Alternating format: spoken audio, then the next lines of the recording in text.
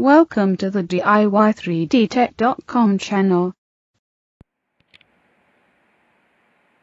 Welcome to this edition of DIY3DTech.com.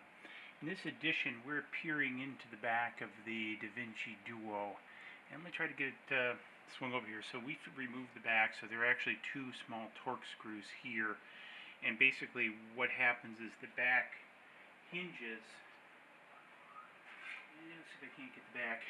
The back has a hinge mechanism like this, so it just hinges this way when you remove it. And basically this is what it looks like inside. So you have your ramps, you have basically your Arduino, crystal for the clock, and several other various things, but really not too much.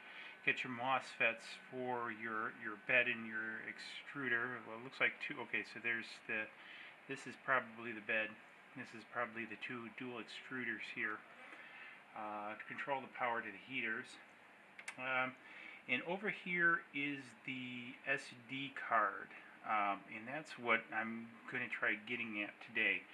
One of the things I want to do is I want to modify this basically so I can put my own G-code on the SD card. I don't mind the cartridges thing, the whole cartridge thing in that, but one of the things I do actually mind is the crappy slicer and not being able to control my bed temperature.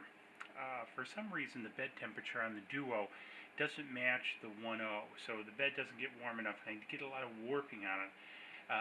In general, it's a good printer.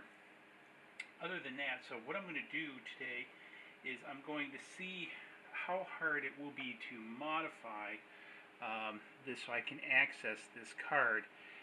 Basically what I want to be able to do is I'm going to buy an extension to plug in here, so it moves the card out and I can plug the card in outside of the chassis, and then it's just wired in here. And so I wanted to see if it was the micro or just regular SD, and this happens to be the standard SD card. However, the way it looks is that it's put in before the board is actually installed inside the unit, so there's no good way to get it out.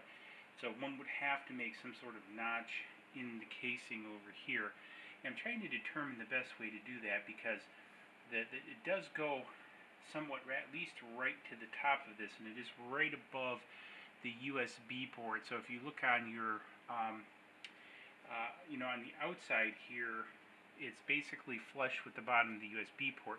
So what I'm thinking is if I can just come up, make a cut with a hot knife or something, and right flush with the bottom of the USB port, just continue it up all the way to the top, and then another one the same distance, just carry it off the USB port. Aesthetically it'll look okay.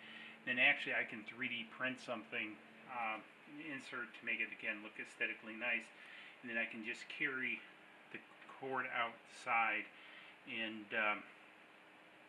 basically double side it to the side of the machine, and then I can just insert the card, put code on the demo under the demo program, and then just print directly from the printer and not have to worry about going directly to the computer, or the computer sending through that crappy XYZ ware to the card. So anyways, this is what I'm looking for to do.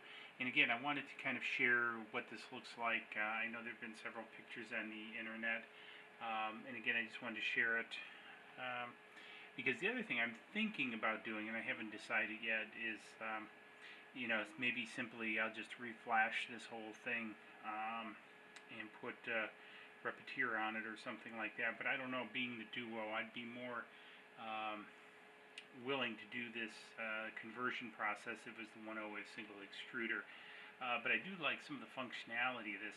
I just simply don't like the crappy XYZ ware slicer. It does a very poor job, and for some reason, again, the bed doesn't come up to temperature, the same temperature as does the 1.0. So I don't really get it. I can use the same filament in both. This bed I think only comes up to about 80 C, where the 1.0 goes up to 90 C, so it gets about 10 degrees warmer. and I don't have the same warping problems as I do on this unit. So anyways, wanted to share with